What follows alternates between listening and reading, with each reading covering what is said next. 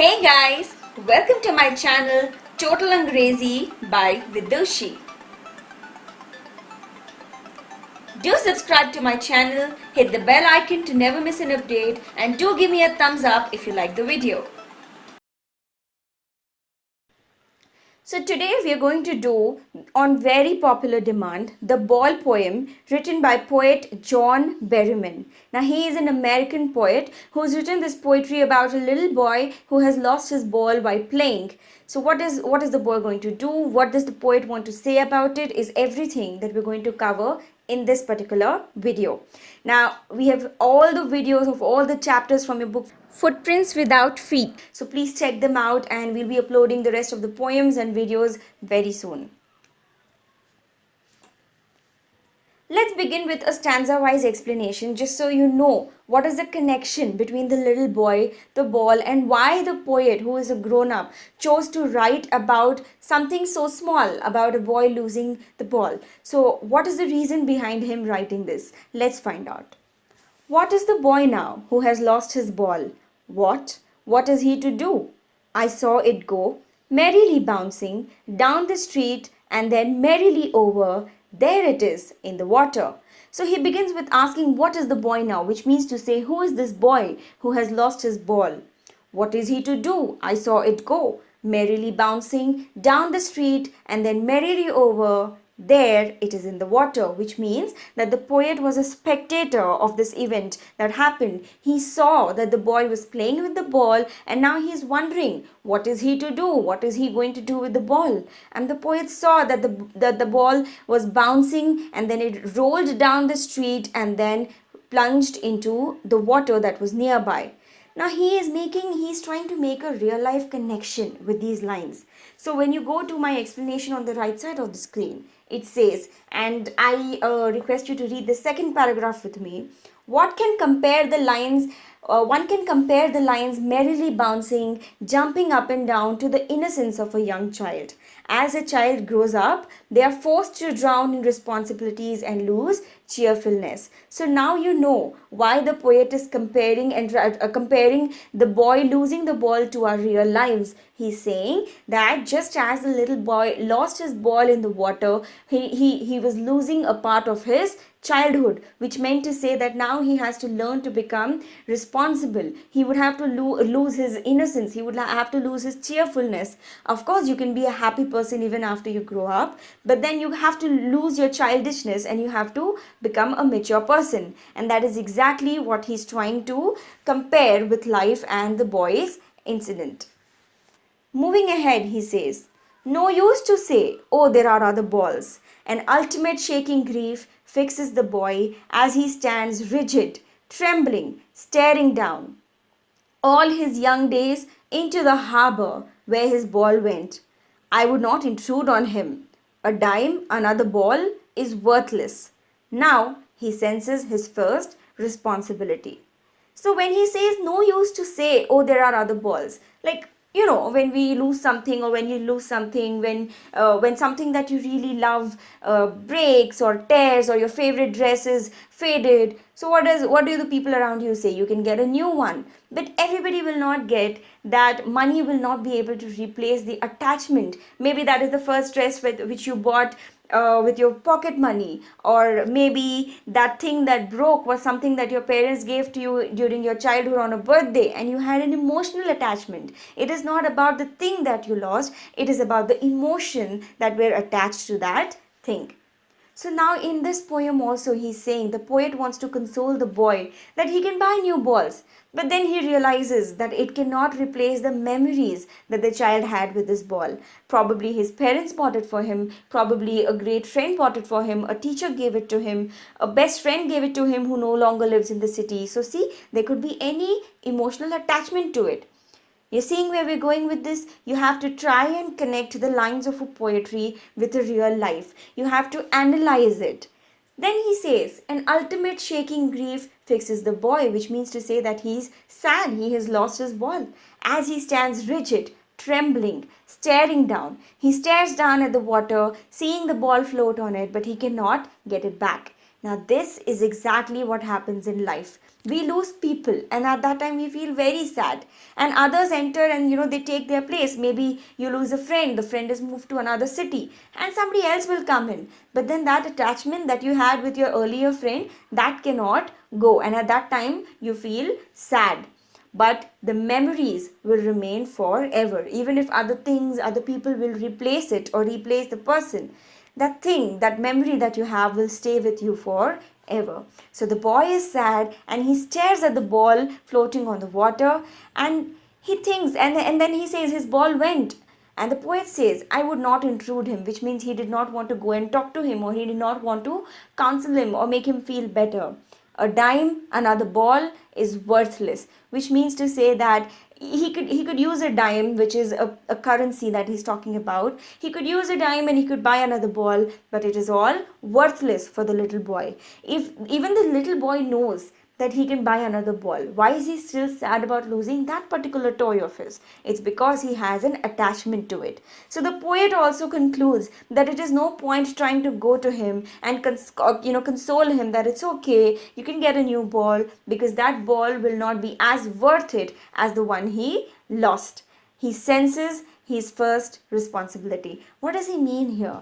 The poet means that the boy has now started learning about life. That means that he lost those young days. Money cannot buy his happiness back. Similarly, he's comparing it with the ball, that the boy lost the ball. He can replace it with another ball, but the memories will remain forever. Now, he senses his first responsibility, which means that the poet says it is time that the boy grows up, that he has to accept that losing things and losing people is a part of life, and the only way to survive is to grow up and to accept it, is to learn to cope up with it. In a world of possessions, people will take. Balls will be lost always, little boy, and no one buys a ball back. Money is external. So he's saying that the world is very difficult. The world is a selfish place to live in. People will always try to steal what we have. You know, that friend who stays across the lane where you're living, they're trying to steal what you have. Your classmate probably is trying to be difficult and selfish with you. People will always be like that. And as you grow older and step into the work of life and, actual people and everything, it'll become all the more difficult. So just like life stole the young boy's ball, we cannot buy back what we have lost, because our possessions are connected with emotions. But just like that, we have to lose people in life, we have to lose things in life. Balls will be lost always, little boy. This is where he's trying to draw a connection with real life, that people will always come and go, things will always come and go, and you cannot buy them back. You cannot buy your people back, you cannot buy the things that you had in attachment with back. Money is external. He is learning, well behind his desperate eyes, the epistemology of loss, how to stand up, knowing what every man must one day know, and most know many days how to stand up. So now the poet adds how the little boy, even though he's still hoping with his desperate eyes that he'll get his ball back, he slowly started to accept that he has lost it, and he's slowly trying to learn to cope up with it. He has to stand up. He explains, the poet over here explains, that this is how one should be even in real life. Things will go bad sometimes. You will lose people, you will lose things, you will lose friends, but you must know how to deal with that situation. You must know how to deal with that pain, and you shouldn't give up. You should learn to stand back again. Basically, what the poet is trying to say here is only you are permanent for yourself, and life has to go on no matter what. So you see, this is how the poet has tried to give a deep meaning through this very simple and small incident of a little boy losing his toy, and how he could not have it back, and how he had to accept that it is gone. Now, before we go ahead into a quick summary and question answers, let me request you that if you're new to my channel, subscribe to us and also follow us on our social media handles at Total Angrezi on Facebook and Instagram. Let's go back to a quick summary of this poem. Now, I give you full permission to use these pointers as answers wherever need be, wherever you're asked. You can frame answers from these points that I have mentioned over here. So the poet John Barrymore makes a striking comparison in the ball poem of a little boy dealing with the loss of his toy, a ball. He connects the same with how humans have to handle with losses when they grow up. With this poem, he lays emphasis on how life teaches lessons in small and big ways right from our childhood to prepare us for the tough world. So now that you have read the poem, now that we have read it stanza by stanza, the summary will make so much more sense to you. You see how life is trying to teach us since we are little kids that the world is tough. You will keep losing things, you will keep losing people, and the poet is trying to lay emphasis on these lessons that life teaches us. A little boy in this poem loses his ball in a water body nearby. The poet, an observer of this incident, wonders how the boy will react to losing his ball. The boy doesn't give up and looks for his ball in from above the water.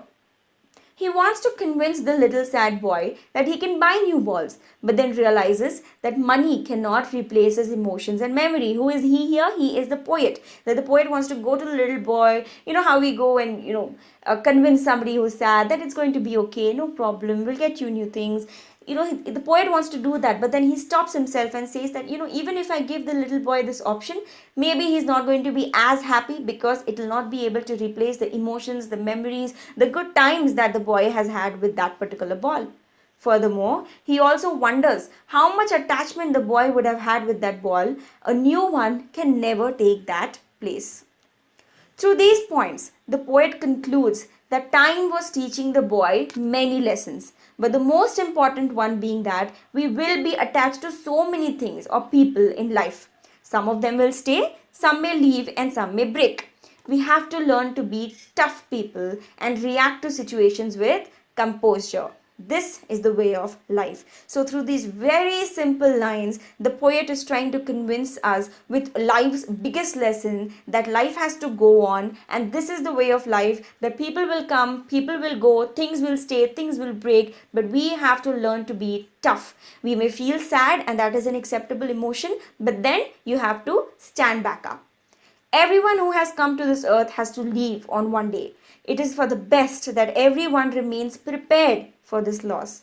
Of course, when the moment occurs, it will be sad and emotional, but being prepared will help get back on feet faster. So see, even from now, if you stay prepared that okay, someday is going to change. The school friends that you have right now, with whom you're posting so many pictures right now on social media and on Instagram with friends forever, it might happen that as you go on in life, you might not talk as much, you might not meet as much.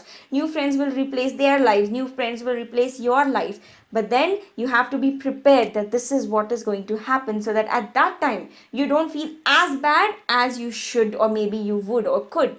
One has to learn to let go and be prepared to grow up whenever life forces you. Life is not going to take your permission. Okay, so this person in your life, this friend, can I take him? He has to move to another city. Life is not going to ask you. Life is just going to throw things at you, and we need to learn that when life forces us, we have to learn to be tough, and we have to accept, and we have to let go.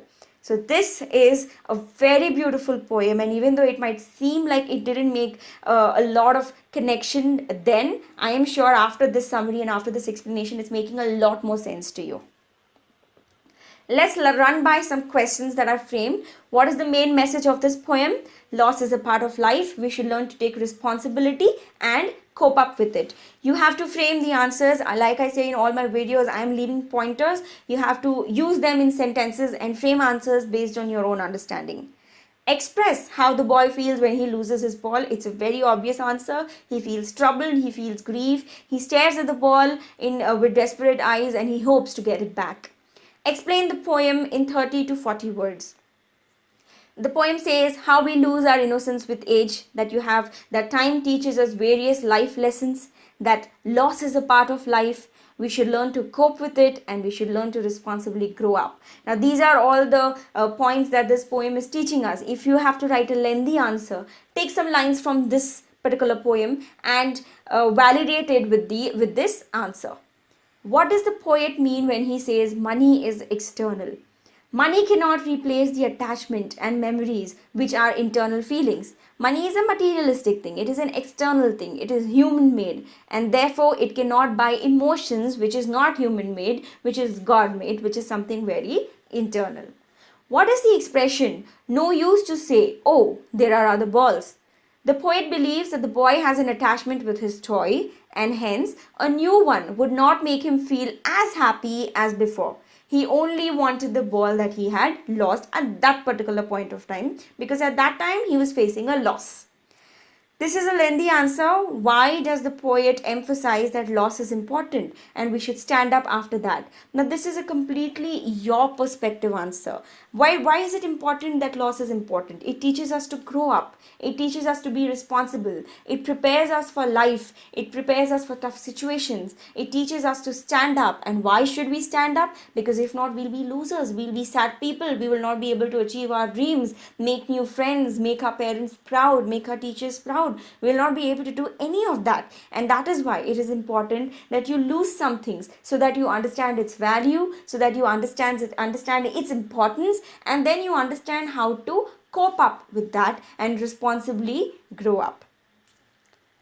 I hope this video has come in help of you. Subscribe to our channel, share our videos with your friends and family, because sharing is caring. Give us a thumbs up and hit the bell icon so that you get an update when we upload our next video.